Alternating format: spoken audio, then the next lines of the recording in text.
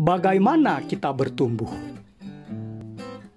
Shalom mitra produktif, jumpa lagi dengan saya, Pastor Tommy Ringo, di Tahta Daud Channel dan Podcast Produktif dalam program 50 episode kehidupan yang dikendalikan oleh tujuan yang alkitabiah.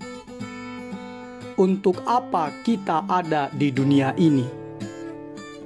Episode 23. Sebelum kita belajar bersama dan memulai perjalanan rohani yang mengasihkan ini, mari kita memperkatakan dan merenungkan firman Allah yang tertulis dalam surat Efesus 4 ayat 15a, terjemahan The Message, yang berkata, Allah ingin kita bertumbuh serupa dengan Kristus dalam segala hal. Dari ayat tersebut kita diingatkan mitra produktif bahwa Allah ingin Anda bertumbuh sehingga Anda bukan lagi anak-anak. Efesus 4 ayat 14. Tujuan Bapa Surgawi untuk Anda adalah menjadi dewasa dan mengembangkan karakter seperti yang dimiliki Yesus Kristus. Sedihnya, jutaan orang Kristen menjadi tua, tetapi tidak pernah bertumbuh menjadi dewasa. Mereka tertahan sebagai bayi rohani, tetap memakai popok dan sepatu bayi, padahal sudah berumur. Alasannya adalah karena mereka tidak memiliki tekad, kemauan, keinginan untuk bertumbuh. Mitra produktif, pertumbuhan rohani tidaklah berjalan secara otomatis. Dibutuhkan komitmen yang terencana. Anda harus membuat tekad, kemauan untuk bertumbuh, memutuskan untuk bertumbuh, melakukan upaya, usaha, ikhtiar untuk bertumbuh, dan tekun terus-menerus bertumbuh dalam pertumbuhan. Pemuridan, yaitu proses menjadi serupa dengan Kristus, selalu dimulai dengan suatu keputusan. Yesus memanggil kita, dan kita merespons, menanggapinya, seperti yang dilakukan oleh Matius dalam Injil Matius 9 ayat 9 yang berkata demikian. Ikutlah aku, maka berdirilah Matius lalu mengikut dia. Pada saat murid-murid pertama memilih untuk mengikut Yesus, mereka tidak memahami semua implikasi dan konsekuensi dari keputusan mereka. Mereka hanya menanggapi undangan Yesus. Itulah satu-satunya hal yang Anda lakukan untuk memulai. Apa itu? Memutuskan untuk menjadi seorang murid. Tidak ada yang paling kuat membentuk kehidupan Anda dibandingkan dengan komitmen-komitmen yang Anda pilih. Komitmen-komitmen Anda bisa mengembangkan atau menghancurkan Anda. Tetapi apapun pilihannya, komitmen yang Anda buat akan menentukan keadaan Anda. Beritahukan kepada saya untuk apa Anda komit, dan saya akan mengatakan kepada Anda akan menjadi apa dalam kurun waktu 20 tahun. Kita menjadi apapun yang kepadanya kita berkomitmen. Pada titik komitmen inilah sebagian besar orang kehilangan tujuan Allah untuk kehidupan mereka. Banyak orang takut untuk berkomitmen pada sesuatu dan hanya hanyut mengikuti arus kehidupan. Yang lainnya membuat komitmen setengah hati yang membawa kepada frustasi dan keadaan-keadaan biasa-biasa saja. Yang lain membuat komitmen penuh pada tujuan duniawi, seperti menjadi kaya dan terkenal, dan berakhir dengan kekecewaan dan kepahitan. Karena hal-hal itu bersifat fana dan sementara. Setiap pilihan memiliki akibat kekal. Jadi Anda sebaiknya memilih dengan bijaksana. Surat 2 Petrus 3 ayat 11 memperingatkan. Jadi jika segala sesuatu ini akan hancur secara demikian, betapa suci dan salehnya kamu harus hidup. Jadi, apa yang harus Anda lakukan? Pertama, bekerja sama dengan Allah melakukan bagian Anda. Seperti yang sudah dijelaskan di episode 22 sebelumnya, pekerjaan Roh Kuduslah yang menghasilkan karakter seperti Kristus di dalam diri Anda. Anda tidak bisa menghasilkan karakter Yesus dengan kekuatan Anda sendiri. Keserupaan dengan Kristus tidak dihasilkan dengan meniru, tetapi dengan ditinggali oleh Roh Allah. Kita mengizinkan Kristus untuk hidup melalui kita. Ini berarti keserupaan dengan Kristus merupakan hasil dari kebiasaan membuat pilihan-pilihan untuk menjadi serupa dengan Kristus dan bergantung kepada Roh-Nya untuk menolong Anda melakukan pilihan-pilihan tersebut. Begitu Anda memutuskan untuk bersungguh-sungguh menjadi seperti Kristus, Anda harus bertindak dengan cara-cara yang baru. Anda perlu melepaskan beberapa kebiasaan lama, mengembangkan kebiasaan yang baru, dan dengan sengaja dan terencana mengubah cara Anda berpikir. Percayalah bahwa Roh Kudus akan menolong Anda membuat perubahan-perubahan ini. Surat Filipi 2 ayat 12-13 berkata,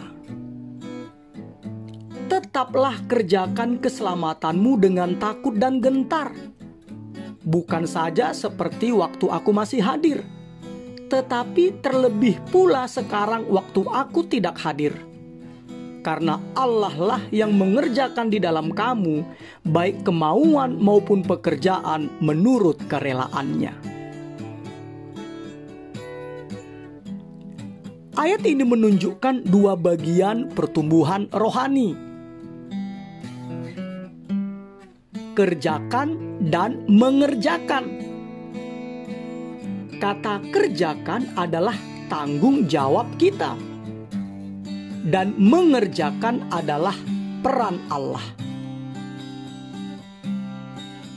Pertumbuhan rohani adalah usaha bersama antara Anda dengan Roh Kudus. Roh Kudus bekerja bersama kita, bukan hanya di dalam kita.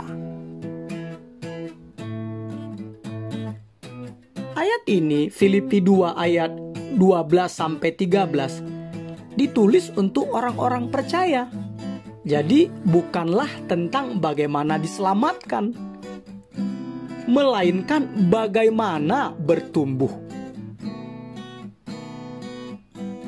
Ayat tersebut tidak berkata, bekerjalah untuk keselamatan Anda. Karena Anda tidak bisa menambahkan apapun pada apa yang telah Yesus kerjakan. Analoginya, selama latihan fisik, Anda berlatih untuk mengembangkan tubuh Anda, bukan untuk mendapatkan tubuh. Ketika Anda mengerjakan sebuah puzzle, yaitu teka-teki menyusun potongan-potongan gambar, Anda sebenarnya telah memiliki semua potongan itu. Tugas Anda hanyalah mencocokkan dan memasang potongan-potongan itu menjadi satu. Begitu juga dengan petani. Mereka mengusahakan tanah bukan untuk mendapatkan tanah, tetapi untuk mengembangkan apa yang telah mereka miliki. Mitra produktif, Allah telah memberikan Anda suatu kehidupan yang baru. Sekarang Anda bertanggung jawab untuk mengembangkannya dengan takut dan gentar. Ini berarti menanggapi dan memperhatikan pertumbuhan rohani Anda dengan sungguh-sungguh. Ketika orang-orang tidak peduli dan bersikap asal-asalan terhadap pertumbuhan rohani mereka, itu menunjukkan bahwa mereka tidak memahami implikasi-implikasi, akibat-akibat, konsekuensi kekalnya, seperti yang telah dijelaskan dalam episode 4 dan 5 dari 50 episode kehidupan yang dikendalikan oleh tujuan yang alkitabiah.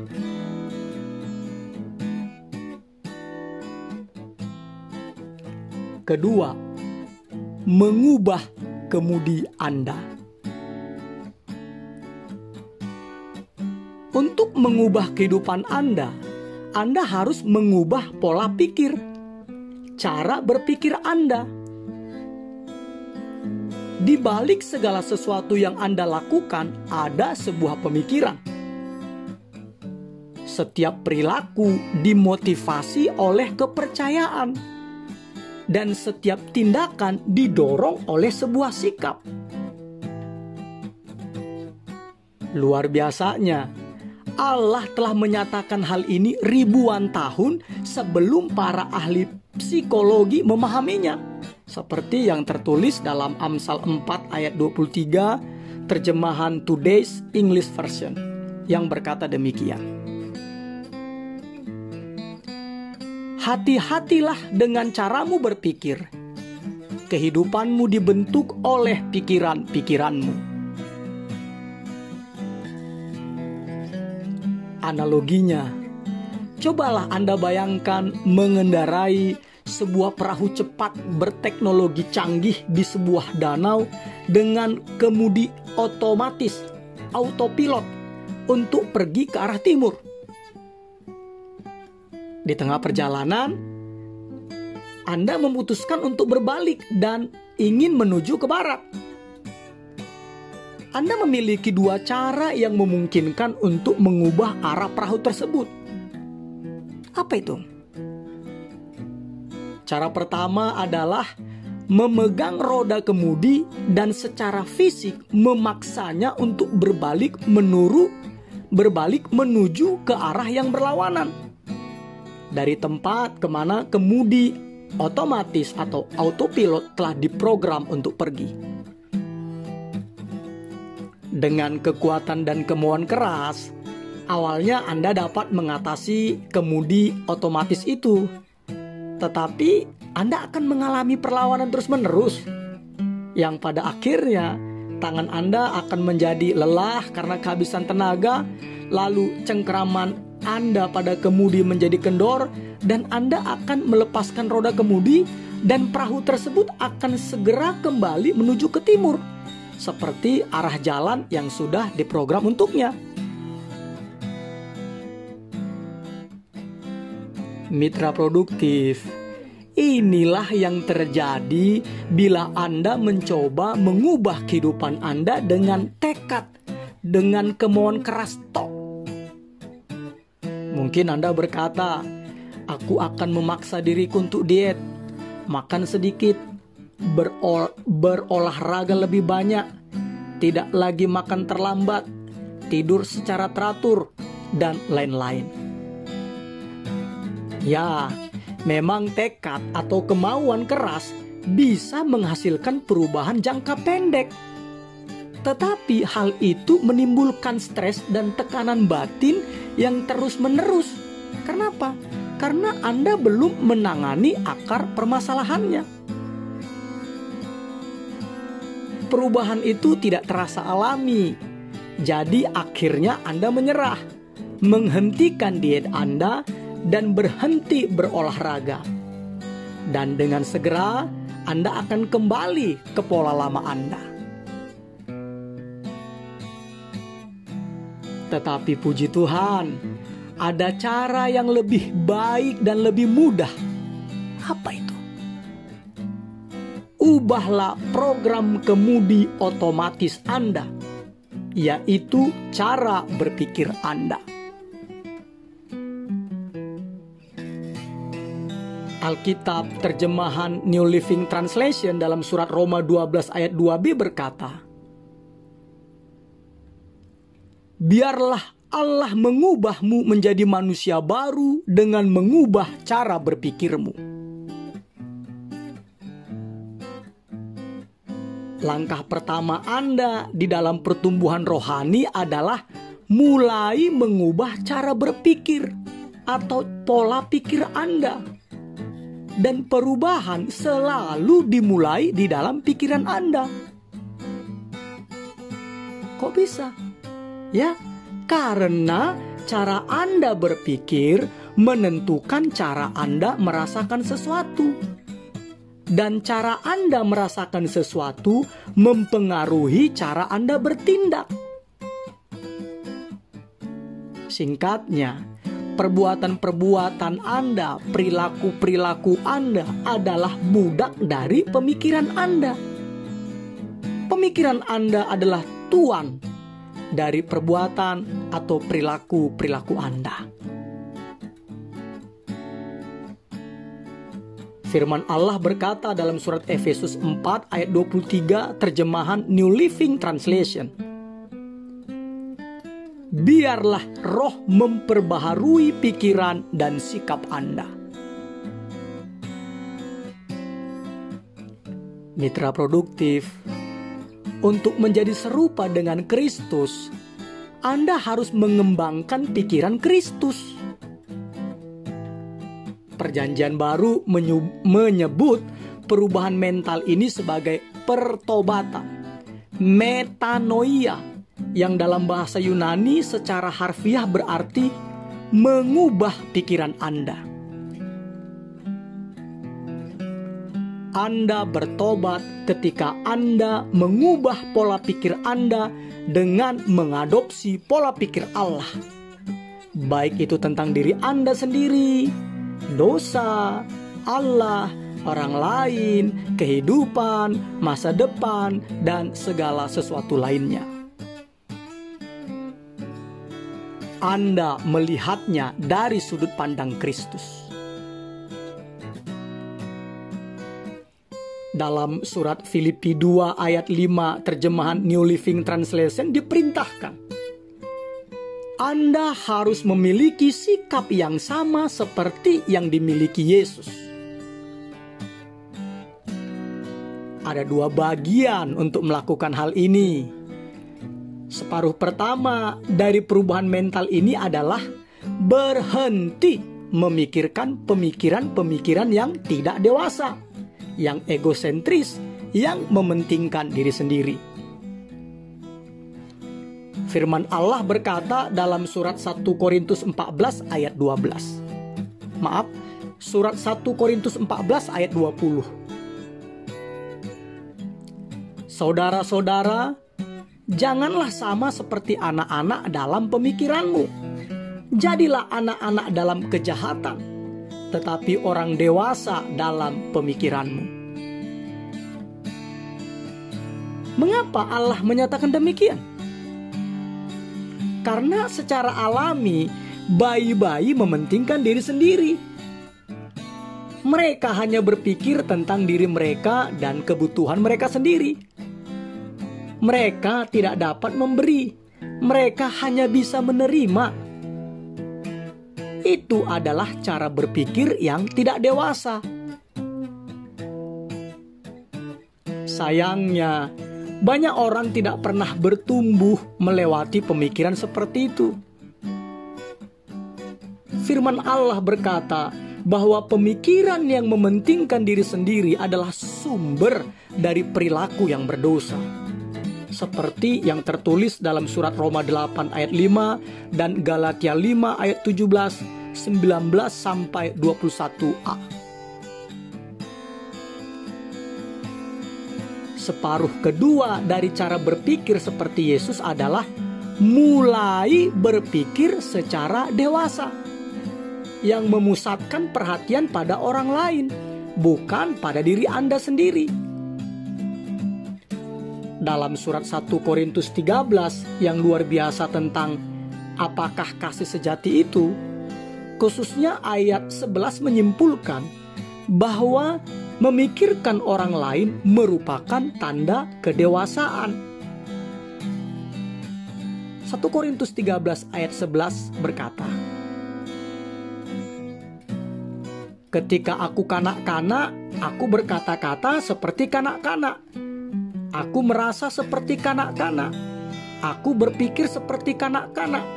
Sekarang sesudah aku menjadi dewasa, aku meninggalkan sifat kanak-kanak itu."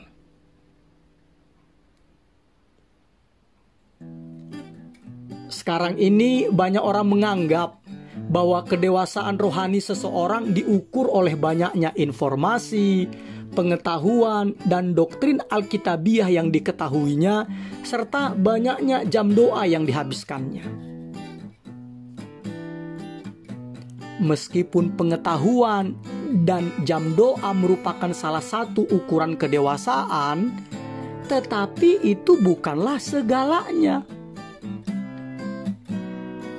Kehidupan Kristen jauh lebih besar dari sekedar pengakuan iman dan keyakinan.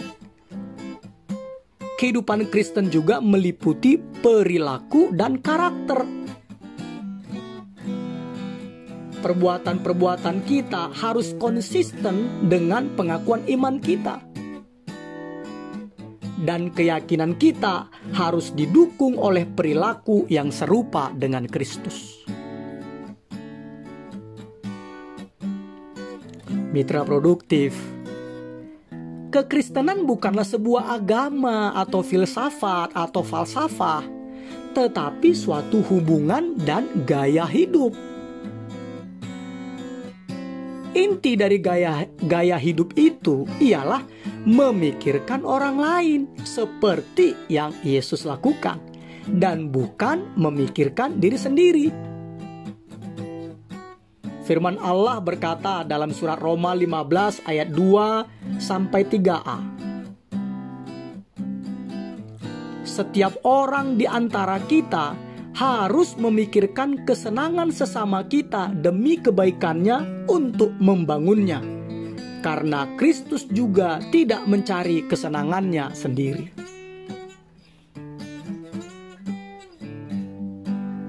Mitra produktif, memikirkan orang lain adalah inti dari keserupaan dengan Kristus dan bukti yang terbaik dari pertumbuhan rohani Anda.